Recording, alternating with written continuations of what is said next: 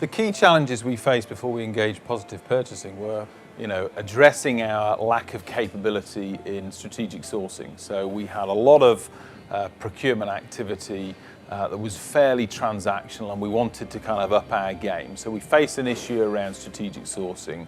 We faced an issue around consistency.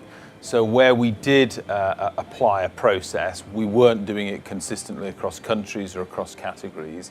And then I think the third thing we wanted some specific help with, and the third challenge, if you like, was really around using some analytical tools, using some of the key parts of the process to drive some value.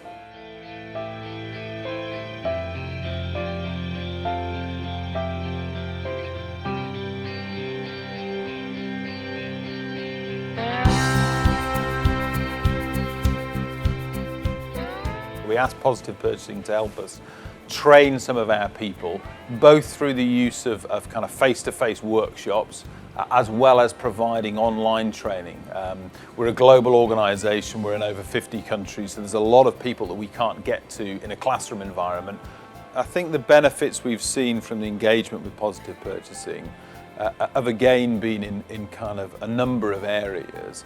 First and foremost, we've seen the use of the process. So we developed the 5-stage process, we made it into a Compass one with Positive Purchasing's help, and I'm seeing that being used. I'm seeing that being used with the global category managers, but I'm seeing it being used at a local country level, and I'm seeing the use of a lot of the tools and the techniques, and some of that kind of common language is coming through. We set ourselves a goal to try and identify a significant amount of incremental value from using the 5-step process for our global categories, and I've seen that come through. We actually set ourselves a target of identifying £50 million of additional value, and we've probably identified 70, and we've got more to come. I think the main difference we've seen is the level of engagement and the level of rigor and analysis around what we're doing. We're seeing the value, we're seeing the money come through in terms of opportunities, and as we move from strategy kind of development into execution, we're seeing that money come through.